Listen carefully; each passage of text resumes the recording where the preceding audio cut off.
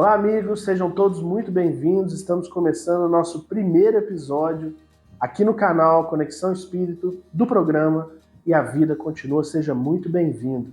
Esse aqui é um programa para a gente conversar um pouquinho sobre a vida após a morte e a sua participação é muito especial. Estamos fazendo isso aqui para todos, não apenas para a gente.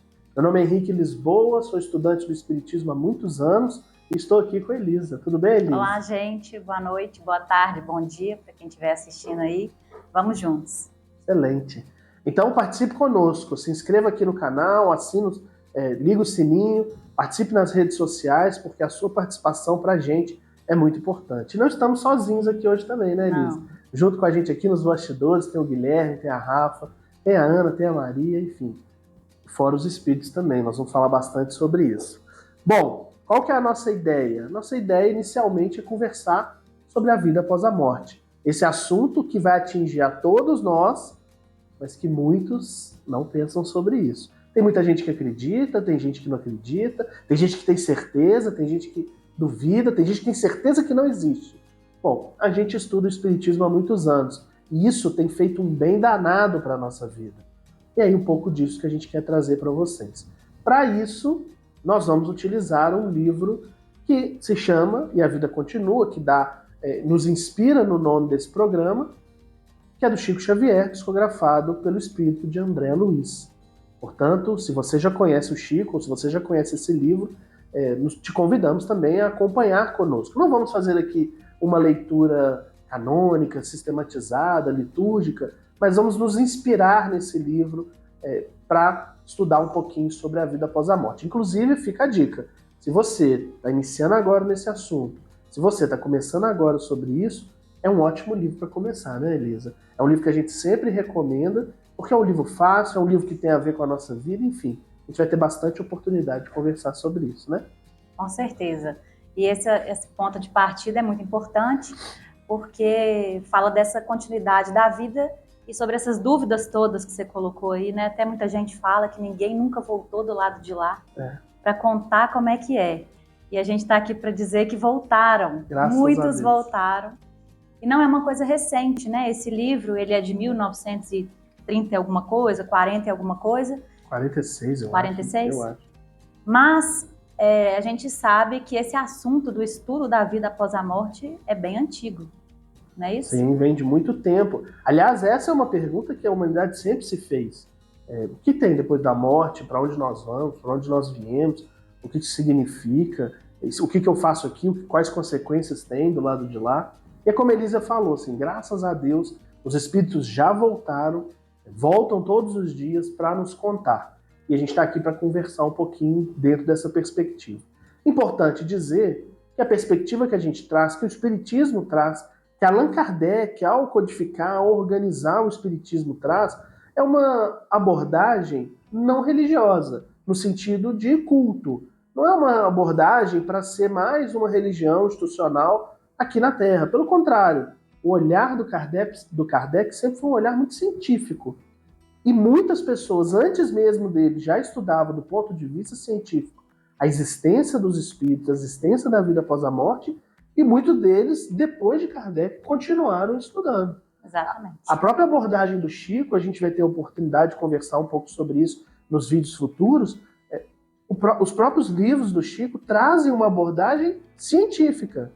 Várias e várias descobertas, elas vieram depois dos livros, sendo que o Chico já tinha falado tempos antes. Algo que às vezes parece mágico, algo que às vezes parece religioso, místico, com o passar do tempo vem dando razão a toda essa psicografia que o Chico está fazendo, né?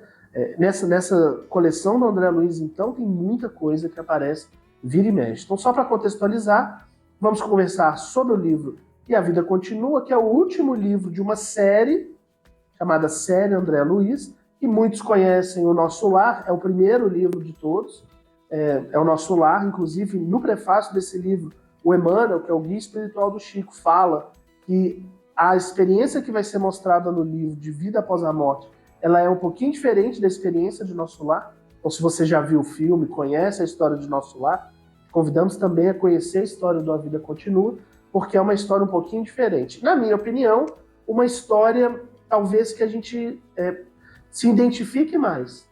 Porque a história do A Vida Continua, os personagens que estão envolvidos são muito mais parecidos com a gente. São muito mais parecidos com a realidade da maioria de nós, brasileiros, cidadãos do mundo. E acho que A Vida Continua, começar por ele é interessante, muito em função disso. Mas, obviamente, não há aqui nenhuma imposição. A gente começa pelo livro que a gente quiser, é só uma sugestão mesmo. E o Chico psicografou numa ordem, também tem a sua razão de ser. Então, se você já leu Nosso Lar, Missionários da Luz, Os Mensageiros, enfim, todos os livros da linha da série André Luiz, te convidamos a conhecer o E a Vida Continua também, né? Então, só retomando, que fique claro que a nossa abordagem aqui vai ser vamos buscar ter uma abordagem científica da vida após a morte, e não uma abordagem tão somente religiosa. É claro, nós vamos conversar bastante sobre isso, que ela tem uma consequência religiosa. Imagina você que está chegando agora, que nunca ouviu falar de vida após a morte, que duvida, que nega, que, enfim, não pensava sobre isso. O que seria a sua vida se você soubesse que a vida continua do lado de lá? Será que a gente faria as mesmas coisas? Será que a gente teria as mesmas atitudes? Será que a gente faria as mesmas escolhas? Bom, então é importante dizer sobre esse aspecto que vamos conversar sobre espiritismo, vamos conversar sobre a vida após a morte, mas de um ponto de vista científico, de um ponto de vista como Kardec fez, sistemático, cético, mas um ceticismo positivo, que aceita os fatos, e já tem muita gente estudando sobre isso, como a gente falou. É importante dizer um aspecto também, Elisa, que falar sobre a morte não necessariamente é falar sobre tristeza. Vai depender de como você viveu, a gente vai conversar um pouco sobre isso. Mas falar sobre a morte não é algo lúgubre, né, Elisa? Não, na verdade, a gente tem, né, socialmente esse conceito de que morte é ruim. E, de fato, é muito ruim quando a gente perde alguém, né? Quando a gente se despede de alguém, é muito ruim. As lembranças da pessoa, essa sensação de separação é ruim. Mas, como a gente vai falar de vida após a morte, o nosso foco é a vida. Perfeito. É a vida que continua, né? Então, a gente vai falar muito nesse sentido, até para trazer consolação, esperança, né, do reencontro, da proximidade, dessa separação que é aparente, mas não é verdadeira, não é real. E a gente já está aqui falando que a gente quer falar sobre o ponto de vista científico, né? Uhum. E eu queria aproveitar isso para dizer que esse assunto é um assunto abordado cientificamente há muito tempo já. Né? A gente sabe que... Desde antes do Kardec, Desde antes de Kardec. A gente sabe que na história da humanidade sempre houve notícias esparsas, né, de espíritos que se manifestam, de aparições e tal. Mas isso sempre foi meio que envolvido numa esfera de crendice, né? Quem acredita em espírito é a pessoa que não é inteligente, a pessoa que não pensa sobre a vida e acredita em qualquer coisa. Místico, né? Místico. Então, assim, a gente quer trazer também esses cientistas que ali no século XIX começaram a estudar o fenômeno das mesas girantes, dançantes ou falantes, que apesar do nome meio engraçado, deu origem a uma ciência, que é o espiritismo. Né? Nesse momento da humanidade, começaram a acontecer fenômenos espirituais ao redor do mundo inteiro. Então, em todos os lugares do mundo, espíritos começaram a se manifestar, fazendo batidas nos móveis das casas das pessoas, movimentando objetos, né? Através de convenção das pancadas que eram dadas, eles respondiam perguntas das pessoas, então não era só um movimento que poderia ser causado pelo magnetismo ou por alguma outra lei natural física que ainda não tinha sido descrita pela ciência, por exemplo. Que foram hipóteses levantadas na época. Exatamente. Né? Os cientistas, Kardec, não descartou isso de cara. Sim. Justamente porque ele era um místico puramente no sentido próprio da palavra. Ele era um cientista. Ele se fazia perguntas, né? E vários cientistas, então, estudaram, nessa época, esses fenômenos, né, das mesas girantes, dançantes ou falantes, como ficou conhecido, e que deram origem às reuniões de comunicação com os espíritos. Alguns cientistas, assim, para vocês terem uma ideia, um deles é muito famoso, é William Crookes, né, que foi um físico que estudou muitas coisas interessantes a respeito da matéria descobriu o estado radiante, tubo de raios catódicos, enfim, uma série de descobertas. Até bem pouco tempo as nossas televisões De só tubo existiam de imagem, por causa graças a ele. da descoberta do Crookes. Né? Sim, e ele era muito... Prêmio Nobel, com certeza. Exatamente. E ele saiu da Academia Real de Ciências da Inglaterra com a missão de explicar o fenômeno e tirar essa ideia de que era espírito. Ele queria explicar fisicamente o fenômeno de movimento dos móveis, dos barulhos espontâneos, e por que essa aparente inteligência, de onde vinha essa aparente inteligência. E aí, quando ele foi começar os seus estudos, ele percebeu que o fenômeno realmente tinha inteligência. Na verdade, não as mesas, né, gente? Não eram as mesas que tinham inteligência, mas os espíritos manipulavam as mesas, os objetos, as coisas para transmitir mensagens para nós, seres humanos aqui que estamos encarnados, né? Então tem essa diferença vibracional que é aparente, mas que, na verdade, é só uma aparência mesmo, porque Sim. existe essa possibilidade da comunicação. Enfim, esse estudo é um estudo muito extenso, a gente vai falando aos pouquinhos, né, em cada programa. Vai ter oportunidade, até em outros programas mesmo, né, assim, tem os jovens que estão aqui com a gente, que vão também apresentar. Então, nesse canal, vocês vão encontrar muita informação. Aliás, para os cientistas de hoje, você já encontra informação, vamos deixar o link aqui na descrição, do Spiritism Connection, que é um canal do Luiz Sérgio Marota, que já fez várias entrevistas, que traz vários cientistas atuais mostrando o estudo da vida após a morte. Vamos falar aqui também sobre eles, vamos fazer reação, vamos conversar bastante sobre isso, porque o assunto é extenso. Aliás, só um parênteses, Elisa, antes de você continuar, vocês vão perceber, vocês não nos conhecem ainda, vão perceber que eu sou um pouco crítico.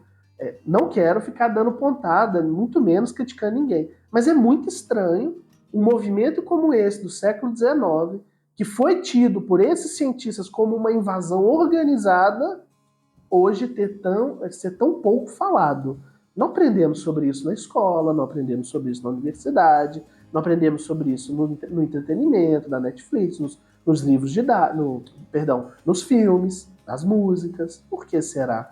Onde será que isso nos incomoda tanto que às vezes a gente vai deixando esse assunto um pouquinho de lado? Né? Vamos conversar sobre isso também. Por quê? Porque saber sobre a vida após a morte tem consequências na nossa vida hoje. Vou repetir o que eu falei no início. Será que as nossas atitudes seriam as mesmas se a gente soubesse? Nós sabemos. Queremos que você saiba também. Se a gente soubesse que a vida continua depois da morte, o que você faz aqui tem consequências do lado de lá? E depois, e nos anos futuros, e na sua vida, que a vida continua? Essas são perguntas que a gente vai conversar aqui bastante, né, Elisa? Então, outros cientistas, Elisa, que dessa época de Kardec, que também trouxeram essa questão, mesmo antes de Kardec. Sim, a gente falou do William Crookes, né, que foi bastante relevante, escreveu um livro que chama Fatos Espíritas, e foi muito interessante que ele trabalhou com efeitos físicos, então ele trabalhava com materialização de espíritos. Uhum. Então não eram mais aquelas mensagens e as batidas, o espírito se materializava na frente dele, tirou foto, não existia inteligência artificial, não existia Photoshop, né? Nem então, cinema, né? Então as fotos são interessantes de vocês buscarem, né, para conhecer o trabalho dele. O livro que ele publicou chama Fatos Espíritas, repetindo, e lá tem toda a documentação desse processo aí. E o que você falou sobre a gente negar esses conhecimentos, quando ele apresentou o resultado da pesquisa dele... Ele foi para desmascarar, Ele foi para desmascarar. Certo. E quando ele apresentou o resultado da pesquisa dele na Sociedade Real lá da Inglaterra de Ciências, ele foi expulso, desligado, e ninguém nem quis tocar nesse assunto. Então, assim, a gente vê que realmente esse ceticismo exagerado, um ceticismo de mente fechada, que não vê os fatos, que nega os fatos, realmente é complicado. E nesse momento da humanidade, de 1848 em diante, foi um boom de manifestações espirituais. Os cientistas da época todos tinham que dar a sua opinião, porque realmente não tinha como passar batido. Saía no jornal toda hora, né, médium era em todo lugar, a pessoa ia tirar foto da família, parecia espírito nas fotografias, não era celular, né, não era edição de foto, não era assim que funcionava. A gente está falando do século XIX. Em todos os cantos do planeta, né? Você falou do Crookes, que é na Inglaterra, mas em todos os países. Começou, né? nos Estados Unidos, né? Mas se espalhou pelo mundo todo. E realmente esse foi um movimento muito documentado. Isso aqui é interessante. Sim. Então, além do William Crookes, A gente tem o Sir Arthur Conan Doyle, que escreveu um livro histórico sobre isso, muito importante, que conta muito do que a gente está falando aqui, essa questão da invasão organizada, das fotografias de espíritos, da materialização de espíritos. Ele vem contando como que isso foi documentado, noticiado nos jornais, examinado por diversos cientistas. Conan Doyle é o do Sherlock Holmes, É o né? do Sherlock Holmes. É como se ele fosse o Sherlock Holmes do além da vida, após a morte, né? Então, ele traz essa investigação toda. Além dele, Victor Hugo também, grande escritor, né? Escreveu o livro das mesas, quando ele teve esse contato com sessões de comunicação com os espíritos, através das mesas girantes. Marie Curie também investigou esse fenômeno, e muitos outros, né? Charles Richer, Flammarion, enfim, uma série de pessoas que se dedicaram ao estudo. Perfeito, perfeito. E a gente vai trazer um pouquinho sobre isso. Vamos conversar, vamos trazer trecho dos livros, mas de antemão gostaríamos já de dizer que não somos o dono da verdade. Então você, corra atrás também, procure. Esses livros estão aí, já são domínio público, em sebo, são republicados todos os anos. Leia você também, assista os vídeos, siga os links que a gente vai deixando, mas tome a informação e o conhecimento por você. Isso que é o mais interessante. O Espiritismo, por não ser uma religião, já vamos falar sobre isso, não tem um papa, não tem um sacerdote, não tem um líder. O Espiritismo é o conhecimento dos espíritos que veio pra gente. Se hoje a gente queimasse todos os livros, e a vida continua, os mais de 500 livros que o Chico psicografou, os livros de Allan Kardec, enfim, tudo. Se a gente queimasse hoje, amanhã eles poderiam estar de volta, porque o conhecimento não é nosso. O conhecimento não é do editor, o conhecimento não é do centro espírita, o conhecimento não é de ninguém. Por quê? Porque é um conhecimento universal. De quem que é a lei da gravidade? É do Newton? De quem de quem são as leis da eletricidade? Do Crookes? Não. Elas são de todos. A gente não deixa de ser quem nós somos por causa dessas leis. Perfeito? Então, estude você também, corra atrás também, estude conosco, participe, deixe seus comentários, faça suas perguntas. Estamos aqui para a gente trocar, para a gente conversar, né, Eli? Sim, e tem um outro cientista, né, que a gente está aqui falando toda hora de espiritismo, Kardec, Allan Kardec, né, que foi o professor Rivaio, e nessa época também, em torno ali de 1855, começou a conhecer o fenômeno, demorou para ser convencido, porque ele era muito cético. A primeira vez que ele teve contato, como é que foi? Era um amigo muito empolgado, emocionado, né? Emocionado. Que veio contar que tinha conversado com os espíritos por meio da mesa, e ele, a mesa que fala, balela, né? Vai lá, Cláudio. Que absurdo. E aí ele ficou, deixou para lá esse assunto. Mas depois de um tempo, depois de um ano, um outro amigo um pouco mais racional, mais sóbrio, veio falando, olha, está acontecendo um fenômeno tal, as mesas estão se movimentando, elas estão respondendo, não são elas, né? As perguntas. E aí Allan Kardec, na época, ele não usava esse nome, ele começou a usar esse nome para as publicações de investigação do espiritismo, né? Muito em função, porque ele já tinha outras publicações, ele era um linguista. Ele teve a gramática dele na língua francesa utilizada por muitos e muitos anos. Então ele era um estudioso, um pedagogo, estudou na mesma, se formou com Pestalozzi lá em Yverdon, né? Então, assim como os outros que a gente citou, também um grande cientista. Sim. E aí ele começa, então, a ver o fenômeno, depois que ele é convencido por esse amigo mais sóbrio, né, porque ele era um cara mais racional e cético, ele toma contato, então, com o fenômeno pela primeira vez e vê que realmente as coisas estavam acontecendo. Não sabia ainda qual era a explicação, porque ele também não era emocionado, ele não ia chegar lá e aceitar o que as pessoas estavam dizendo, mas ele ia fazer o exame dele. E aí ele observou que as mesas respondiam perguntas, que elas davam mostra de inteligência, de que havia uma inteligência ali. Claro que não é a mesa que tem inteligência, a não ser que a mesa tivesse neurônios, ela não podia responder perguntas. Então ele levantou hipóteses. É a inteligência de todo mundo que está ao redor da mesa? E aí alguma força vital, magnética das pessoas que faz a mesa se movimentar? Enfim, ele foi eliminando essas hipóteses e perguntou até para o próprio fenômeno. Fenômeno, o que é você? E aí, para procurar essa causa inteligente, porque todo efeito inteligente precisa ter uma causa inteligente. Eu adoro essa resposta. Aí ele fala, chame-nos espíritos ou gênios. Somos as almas dos homens que viveram na Terra a morte não existe. Essa é demais, então, isso é maravilhoso, né? Se a gente está aqui falando de a vida continua, a gente está falando que vai falar de vida após a morte, mas a gente está falando da vida. A gente está falando que a morte não existe, né? A gente está dizendo isso, e a gente não está dizendo isso dogmaticamente, por afirmação, por autoridade ou por religião, a gente está falando isso porque vários cientistas vêm colhendo desde essa época evidências de que a consciência existe além do corpo físico, né? E antes também, a gente tem também vários cientistas que estudam esse aspecto da consciência pré-existir ao corpo.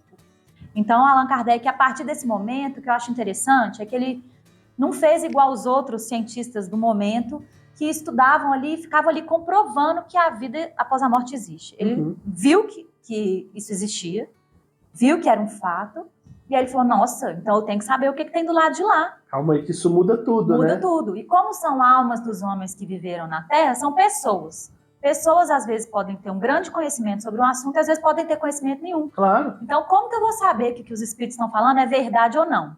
Tem que ter um critério. E aí, a ciência espírita é essa ciência, que estuda a relação dos mortos, né, com os vivos. A gente pode até inverter essa história aí, mas Allan Kardec começou, então, a estabelecer critérios de comunicação com os espíritos, quais mensagens podem ser consideradas verdadeiras ou mais próximas do que é real no mundo espiritual ou não, né? Um dos princípios que ele utilizou foi a concordância das mensagens obtidas por vários médiuns em vários lugares do mundo. Então, ele mandava uma pergunta sobre o que é Deus, por exemplo, ou qualquer outra, né? Os espíritos interferem nas nossas vidas, ou qualquer outro tipo de pergunta, assim, de interesse. Existe o inferno, o céu, existe como céu, é? existe inferno, como que vocês estão sentindo aí, o que vocês estão passando, como vocês estão e tudo. E mandava essas perguntas para mais de 1000 centros de comunicação com os espíritos. Então, quer dizer, olha como que era. Olha como que era um movimento de invasão organizado. Hoje nós não temos isso, né? Na época tinha. Sem que eles se comunicassem, sem que eles soubessem. Lembrando que nós estamos no século XIX. Não tinha internet, não. Celular, nem WhatsApp, não dá para combinar a resposta, assim. Não. E ele recebia, e ele, coincidentemente, recebia muitas respostas concordantes, e esse era um primeiro critério que ele utilizava para filtrar essas respostas. Só antes de você continuar dos critérios, eu só quero reforçar o que você falou, passou bem rapidamente, só quero dar um highlight, só quero sublinhar. A gente vai conversar sobre muitos cientistas que estudam o fenômeno. A gente vai trazer aqui, a gente já trouxe alguns, vamos trazer vários, outros programas do canal vão trazer também. Lá no Spirit Connection do Luiz Sérgio você também vai encontrar vários.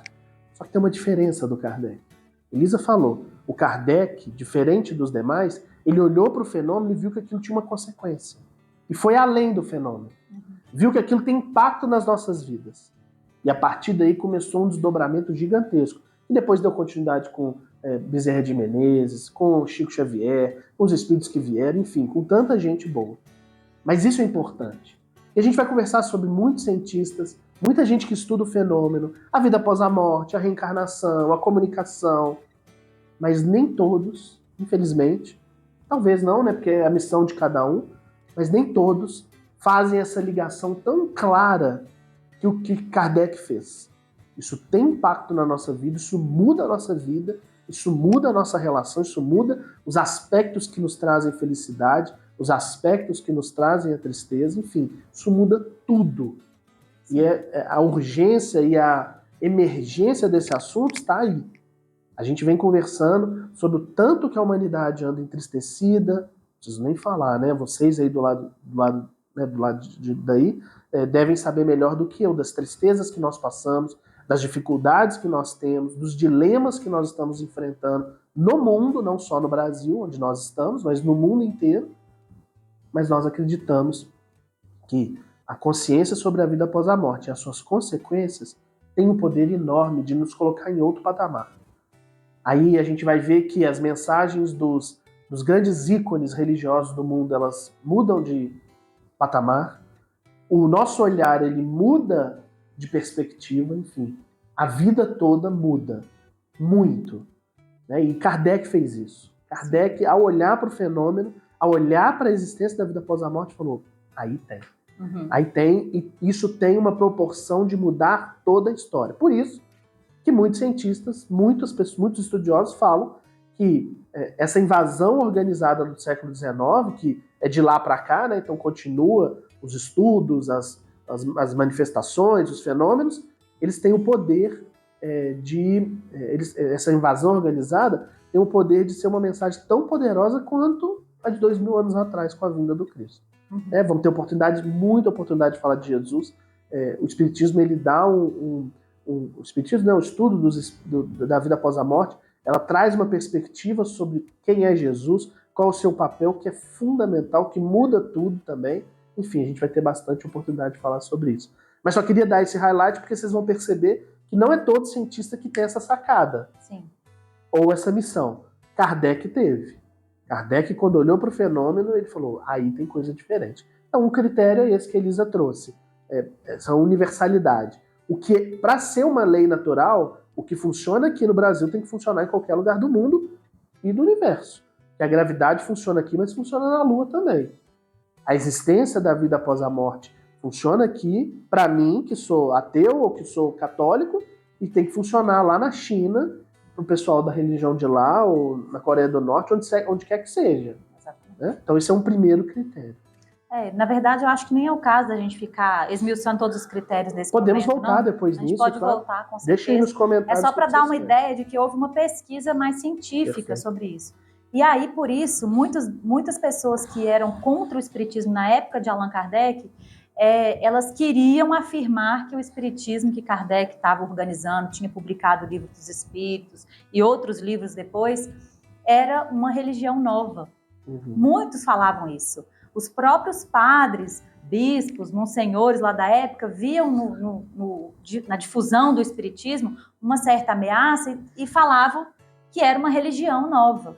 E toda vez que alguém falava isso, Kardec ia lá na Revista Espírita e falava, não, o espiritismo não é uma religião. Por que ele falava tanto isso, né? Porque se você é católico e eu sou protestante, essa é a sua religião, eu fico com a minha, você fica com a sua, e ninguém fala mais nesse assunto. Cada um com suas crenças, vamos respeitar. Ótimo, ok. Mas a função do espiritismo não é essa. A função do espiritismo é mostrar uma lei natural que foi descrita a partir de fatos e fenômenos que acontecem com qualquer pessoa. Então, é um conhecimento, como o Henrique colocou, como a gravitação, como a eletricidade, como qualquer outro. Né? Então, isso tem que afetar a vida de todo mundo. Sim. E aí, Allan Kardec falava que ele se orgulhava de ter na reunião dele pessoas de diversas religiões, budistas, brahmanistas, judeus, católicos, protestantes, se as igrejas não os proibiam de participar dessas reuniões. Porque é um conhecimento que veio para todo mundo. Então, eu queria ler a palavra dele sobre esse assunto. Perfeito. Ele a gente fala vai colocar assim, aí na tela também, acompanha com a gente. A primeira questão, o espiritismo é uma religião? Os espíritas respondem, não. O espiritismo não é uma religião e não pretende sê-lo. O espiritismo se baseia na existência de um mundo invisível, formado por seres incorpóreos que povoam o espaço e que são apenas as almas dos que viveram na Terra e em outros globos. Esses seres que nos rodeiam incessantemente exercem sobre os homens, malgrado seu, uma grande influência. Eles representam um papel muito ativo no mundo moral e, até certo ponto, no mundo físico. O espiritismo está na natureza. Então, quer dizer, uma lei da natureza, né? E pode dizer-se que, numa certa ordem de coisas, é uma força, sob outro ponto de vista, o é a eletricidade, o é a gravitação, que é isso que a gente está falando aqui toda hora, né? O espiritismo desvenda-nos o mundo invisível. E isto não é novidade, pois o menciona a história de todos os povos. O espiritismo repousa sobre princípios gerais, independentes de qualquer questão dogmática. Então, nada no espiritismo é por afirmação. Tudo tem que ser por observação de fenômenos e aí chegar às conclusões com critérios. Nada é porque alguém falou, porque Kardec falou, ou até mesmo porque um espírito falou. Perfeito. Né? Então, a gente vai sempre pela via da investigação da evidência. Tem consequências morais, é certo, no sentido do cristianismo, mas não tem culto, nem templos, nem ministros. Cada um pode fazer de suas opiniões uma religião, mas daí para a constituição de uma nova igreja há muita distância. Assim, o espiritismo não é uma religião nova. Ei, senhor pregador, a quem ele estava respondendo, o que dizem os espíritos quanto à primeira questão, que era se o espiritismo era uma religião ou não. Essa passagem está onde, Eli? Está na Revista Espírita, 1862, em setembro, Carta do Senhor Dombre a um Pregador. Perfeito, né? Assim, e de novo a gente traz a reflexão. A quem interessa trazer o espiritismo como uma religião? Olhar para o espiritismo como uma religião. A gente sabe que foi feito do espiritismo uma religião. Sim, em termos práticos, em termos de movimento espírita. A gente sabe disso. Que agora tem centros espíritas, tem palestrantes, tem pessoas... Tá no IBGE, né? Você é o quê? Protestante, católico, espírita. A gente sabe disso. Mas é importante a gente fazer uma distinção entre o que é o movimento espírita, o que somos nós aqui, falando de espiritismo, e o que é realmente o espiritismo, que é o estudo da ciência, da manifestação dos espíritos e as consequências morais que vêm desse estudo. Perfeito. Então, como o Henrique incentivou, né, cada um ir à busca desses conhecimentos é muito importante, porque eu não posso falar alguma coisa e vocês aceitarem, o Henrique falar uma coisa e vocês aceitarem, porque a gente não é ministro de nenhuma religião. Sim. Né? E como Kardec também não foi, e como os espíritos não são, e como Jesus também não foi, Jesus não fundou a religião. Né? Então, essa função do espiritismo de tirar do nosso coração uma religiosidade, uma busca por Deus sincera, livre de, dentro do possível, de influências externas, né, da gente buscar uma transformação mais sincera, mais íntima e baseada nesses fatos que realmente eles endossam muito a moral cristã, né? Perfeito. E é isso. Vocês vão perceber que no livro E a Vida Continua, nós vamos conversar bastante sobre ele, é a história de dois principais personagens, nenhum deles era espírita. Uma era católica e o outro era espiritualista, talvez estudioso, gnóstico, enfim. Não há, e vocês vão perceber ao final desse livro, nós vamos conversar bastante sobre isso, em que situação cada um deles estava. A gente não percebe no livro que os mentores espirituais, que os espíritos que talvez, a gente vai conversar sobre isso também, então fique tranquilo, os espíritos que a gente considera mais evoluídos, superiores, mais inteligentes, enfim, não ficam impondo para que aquela que era católica em vida, ao desencarnar, se transformasse em espírita. Não é isso. E a gente vai poder conversar bastante sobre esse assunto. Isso está lá no livro, por isso que a gente recomenda bastante. Quero só reforçar o que a Elisa falou também, só para dar mais peso, porque eu acho que isso é importante. Vá atrás, estude você também, leia, não fique preso só ao que a gente está falando. Converse com as pessoas, né? Conversa com as pessoas. Discuta essas ideias. Coloca as evidências na mesa, Perfeito. Né? Submeta as ideias à opinião de outras pessoas. A gente faz isso porque a gente está falando isso porque a gente fez isso a vida inteira. Né? Assim, foi incentivado também por pessoas mais experientes a fazer isso a vida inteira. Foi muito positivo, né? É o que tem. A gente pode dar o nosso testemunho, é o que tem mudado a nossa vida. A gente tem certeza que talvez nem junto, né, no mesmo trabalho a gente estaria se não fosse o espiritismo em função da fraternidade que ele desperta. E aí um ponto importante, a gente tem falado pouco isso hoje aqui nesse episódio, mas a gente vai falar bastante ainda, as consequências morais da existência da vida após a morte, elas vão todas na direção do amor. Elas vão todas na direção da fraternidade. Então, saber da vida após a morte, saber da existência da vida após a morte, conversar sobre isso, não é que a gente vai sair daqui com medo, a gente vai sair dessa conversa assustado. Pode até acontecer, mas a ideia da vinda desse movimento organizado não é essa. A ideia da vinda desse movimento organizado é todo na direção do cristianismo, da fraternidade, da caridade, do amor. Né? Então, a ideia é que a gente saia sempre com um olhar de esperança, de melhoria. Né? A ideia é sempre que a gente vá para frente, que a gente sinta-se cada vez mais feliz. E agora com o endosso da razão, né? Principalmente. Isso é importante. Que é uma busca que a gente já percebe. Não estamos aqui tentando ser a salvação do mundo.